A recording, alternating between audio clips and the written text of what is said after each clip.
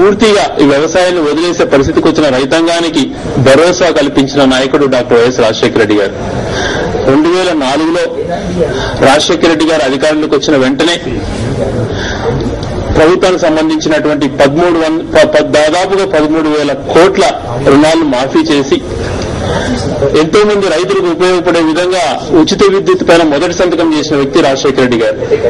అదేవిధంగా తన పాలనలోనే దాదాపుగా 1 కోటి మంది రైతులకు లబ్ధి చేకూరే విధంగా రుణాలు మాఫీ చేయడం కూడా రాజశేఖర రెడ్డి గారి ఒక గొప్పతనమే అనేది కూడా రైతులు ఈరోజు భావించుకుంటూ ఉంటారు.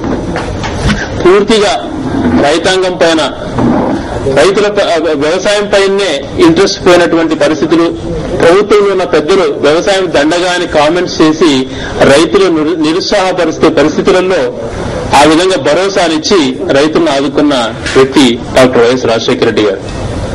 అటువంటి పాలనలో మొదటి సంతకం చేసిన వ్యక్తి రైతుల కోసం.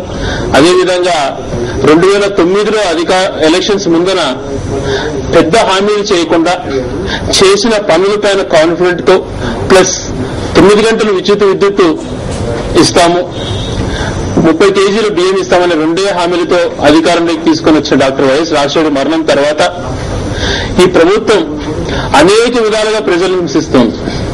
ఒక పక్కన సర్ఛార్జీలు అని చెప్పి వేలాది కోట్లు ప్రజల పైన భారం వేయటమైతేనేమి, అటు రైతులపైన వేయటమైతేనేమి, తర్వాత కరెంటు వాడుతున్నటువంటి వినియోగదారులపైన వేయటమైతేనేమి, 1000 కోట్ల సర్ఛార్జీలు చొప్పున ఒక పక్కన వసూలు చేస్తూ ఆర్టీసీ బస్ ఛార్జీలు పెంచుతూ మళ్లీ కొత్తగా ఆర్టీసీలో సర్ఛార్జీలు బస్టాండ్ మెయింటెనెన్స్ కోసమని పెంచుతాం ఈ రోజు రేపు అని సంకేతాలు ఇస్తుండడం అయితేనేమి, ఇలా అనేక విధాల రాష్ట్రంలో ప్రజలు ఎదుర్కొంటున్న ఇబ్బందులు గమనించుకోకుండా మేము మా పాలన చాలా గొప్పది, రాజశేఖర్ గారి పాలన కంటే కూడా చాలా అద్భుతంగా ఉందని చెప్పి కిరణ్ కుమార్ రెడ్డి గారు ఒకసారి ఆలోచన చేసుకోవాలి.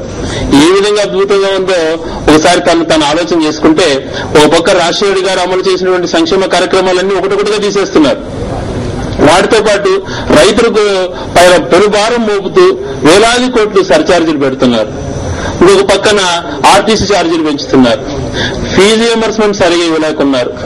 ఆరోగ్యశ్రీలో అనేక మంది ఈ రోజు పాశ్చాత్య దేశాలలో కూడా ఒబామా లాంటి వారు మొన్న అక్కడ అమెరికాలో రీసెంట్ గా జరిగిన ఎన్నికలలో కూడా ప్రతి ఒక్క నిరుపేదకు ఈ ఫ్రీ ఆరోగ్యం అనేది ఉండాలన్నది చెప్పి అటువంటి పాశ్చాత్య దేశాలలో కూడా మనకు సంబంధించినటువంటి ఏ విధంగా అయితే మన రాష్ట్రంలో అమలు చేశారు రాజశేఖర్ గారు, అటువంటి టైప్ ఆఫ్ స్కీమ్సే అక్కడ కూడా అమలు చేయటము అంటే గన దాంట్లో ఉన్న గొప్పతనం ఒకసారి ఆలోచన చేసుకోవాలి. దాన్ని కూడా ఈ మధ్యన తుడిలో ఇది చేస్తున్నారు. 108లో ఎన్సీబీలు ఫోటోలు మార్చుకోవడానికే ప్రయత్నాలు చేస్తున్నారు తప్పితే ఆ క్వాలిటీగా 108, 104 ఇవ్వాలా అన్న ఆలోచన మనకు లేకుండా ఉంది.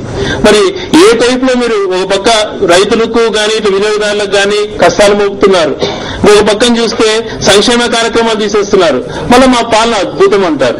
ఈ విధంగానూ ఒకసారి కిరణ్ కుమార్ రెడ్డి గారు ఆలోచన చేసుకోవాలి. ఈ రోజు ఏ సెక్షన్ ఆఫ్ పీపుల్ హ్యాపీగా ఉన్నారో ఒకసారి తను చూసుకుంటే బాగుంటుంది. ఎంతసేపు ప్రెస్ లో వచ్చే విధంగా ప్రజలు మా పాలన అద్భుతంగా ఉందని నాకు ఫోటోలు ఇచ్చుకొని ప్రకటనలు ఇవ్వడం కాదు. ప్రజల యొక్క బాధలు ఏదో ఆలోచన చేసుకున్న వాళ్లే నిజమైన ప్రజానాయకులు. అటువంటి వ్యక్తి గతంలో పాలించిన వ్యక్తి రాజశేఖర రెడ్డి గారు. ఈ రోజు మళ్ళా కొత్త ఆలోచనలు వస్తున్నాయి ప్రభుత్వానికి. దాదాపుగా ఒక రకంగా రాజశేఖర రెడ్డి గారు ఉచిత విద్యుత్ ప్రవేశపెట్టిన తర్వాత వ్యవసాయ ఉత్పత్తులు డబుల్ అయినాయి మన రాష్ట్రంలో. ఎన్నో విధాల రైతులు బెనిఫిట్ పొందారు ఆ రుణాల అప్పుడున్న బకాయిలు రద్దు చేయడంతో. ఆ ఉచిత విద్యుత్తో కరెంటుతో వాడుకుంటూ వాళ్ళ కుటుంబాల పోషణకు కూడా అవసరమైనటువంటి వ్యవసాయం చేసుకుంటున్నారు ఎంతో మంది, లక్షల మంది రైతాంగం. ఈ రోజు దానిపైన కూడా ఎసురు పెట్టడానికి ప్రయత్నం చేస్తుంది ప్రభుత్వం. అది చాలా బాధాకరమైన విషయం. మేము ఈరోజు చెప్తున్నాం వైఎస్ఆర్ పార్టీ తరఫున రాజశేఖర రెడ్డి గారు 2004లో అధికారంలోకి వచ్చిన తర్వాత మొదటి సంతకం చేసిన ఫైల్ అది. దాన్ని ఈరోజు రైతుల పైన మళ్ళా కష్టాలు మోపి అటువంటి స్కీములు ఉచిత విద్యుత్ ఎత్తేయాలా, కేవలం 3 హార్స్ పవర్ ఉన్న మోటార్లకే ఉచిత విద్యుత్ వర్తిస్తుంది, ఆ విధంగా ఈరోజు ప్రణాళిక రూపొందిస్తున్నారని వార్తలు వస్తున్నాయి. అదే కానీ జరిగితే ఎంతటి తీవ్రమైన పోరాటానికైనా మేము మా పార్టీ సిద్ధంగా ఉంటుంది దాన్ని వ్యతిరేకించడానికి. ఈ రోజు రైతులు దాదాపుగా ఇప్పుడు 3 హార్స్ పవర్ అన్న దానిపైన రిస్ట్రిక్షన్స్ విధిస్తే 3 హార్స్ పవర్ కంటే కూడా ఎక్కువ ఉన్న హార్స్ పవరే 80% పైగా రైతులు వాడుతున్నారు. కేవలం 10-20% మాత్రమే 3 హార్స్ పవర్ 3 హార్స్ పవర్ ఉన్న మోటార్స్ వాడుతుండడం జరుగుతోంది. కారణం ఏంటంటే ఈ రోజు భూగర్భ జలాలు చాలా అంటడిగిపోయినా ఎక్కడ చూసినా 3 హార్స్ పవర్ మోటార్తో ఎక్కడ రైతులకు నీళ్లు రావు.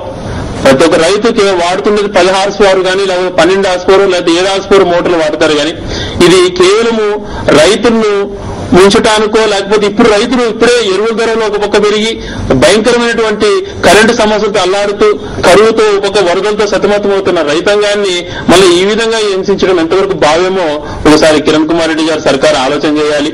చంద్రబాబు నాయుడు గారు పాదయాత్రలు చేస్తూ ఉంటారు.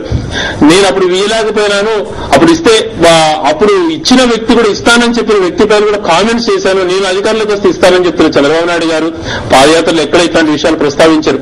ఇటువంటి దాంట్లపై ప్రభుత్వాన్ని నిలదీయరు. ఇటువంటి ఆలోచన వస్తే ప్రభుత్వాన్ని దాన్ని క్వశ్చన్ చేసి బాధ్యతమైనటువంటి ప్రతిపక్ష నాయకుడిగా తను నిరూపించుకోడు. ఎందుకంటే వాళ్ళిద్దరి మధ్య వాళ్ళిద్దరి మధ్య ఉన్నటువంటి అభినవ సంబంధమే దీనికి కారణమై ఉండొచ్చు. అదే జగన్మోహన్ రెడ్డి గారు విజయవాడలో రైతుల కోసం దీక్ష చేయడం అయితేనేమి, తర్వాత ఎన్నికలలో 5.5 లక్షల ఓట్లతో మెజార్టీతో గెలిచిన తర్వాత మరుసటి రోజునే గుంటూరులో రైతుల కోసం దీక్ష చేయడం అయితేనేమి, తర్వాత నిజామాబాద్ జిల్లా ఆర్మూర్లో తను చేసిన పోరాటం అయితేనేమి, అనేక దీక్షలు చేశారు రైతుల గురించి. ఏ రోజున చంద్రబాబు నాయుడు గారు ప్రతిపక్ష నాయకుడిగా ప్రభుత్వాన్ని క్వశ్చన్ చేస్తున్నారా, నిలదీసి మాట్లాడుతున్నారా అనేది ఒకసారి తను ఆలోచన చేసుకోవాలి. ప్రతిపక్ష నేతగా పూర్తిగా రైతులకు భరోసా ఇచ్చే విధంగా చంద్రబాబు నాయుడు గారు ప్రవర్తించలేదు. ఇటువంటి గుడ్డి ప్రభుత్వాన్ని సహకరిస్తున్నారు. ఎందుకంటే మేము ఇంతకుముందే చెప్పాం, చంద్రబాబు నాయుడు గారు ఈ ప్రభుత్వానికి సలహాదారుడని. ఆ విధంగానే కొనసాగుతున్నాడు ఆయన. ఎందుకంటే తన ఆలోచన ఇది, ఇటువంటి సర్ఛార్జీలు ఏ విధంగా మోపాలి, ఉచిత విద్యుత్ ఎత్తేయాలన్న దానిపైన తన మనసులో మాట పుస్తకంలో ఏ విధంగా రాసుకున్నాడు. అటువంటివన్నీ కూడా ఈ రోజు ప్రభుత్వం ఇంప్లిమెంట్ చేస్తుందంటే కారణము చంద్రబాబు నాయుడు గారి యొక్క సలహాలతోనే ప్రభుత్వం నడుస్తుందన్న దానిపైన మాకు కూడా ఇప్పుడు అంటే ఆరోపణలు కాదు, ఇది క్లియర్ గా తెలుస్తున్న విషయమే అని అనిపిస్తాం. ఎందుకంటే ఆయన యొక్క ఆలోచన ప్రకారంగా ఈ ప్రభుత్వం నడుస్తోంది. అందుకోసమే ఈ రోజు రైతులపైన తన భారం మోపటానికి వాళ్ళు సిద్ధమవుతున్నారు. కేవలం అంటే 3 హార్స్ పవర్ దానిపైన పెడతాము అనే దానికంటే కూడా పూర్తిగా ఎత్తేస్తే పోతుంది. ఎందుకంటే రాజశేఖర్ గారు పెట్టిన ఏ స్కీమ్స్ పైన ఈ ప్రభుత్వానికి ఇంట్రెస్ట్ లేదు. ఎందుకంటే అవి ప్రజలకు ఉపయోగపడే కార్యక్రమాలు. ఈ ప్రభుత్వానికి చిత్తశుద్ధి లేదు. ప్రజలకు ఉపయోగపడే కార్యక్రమాలు అవసరం లే.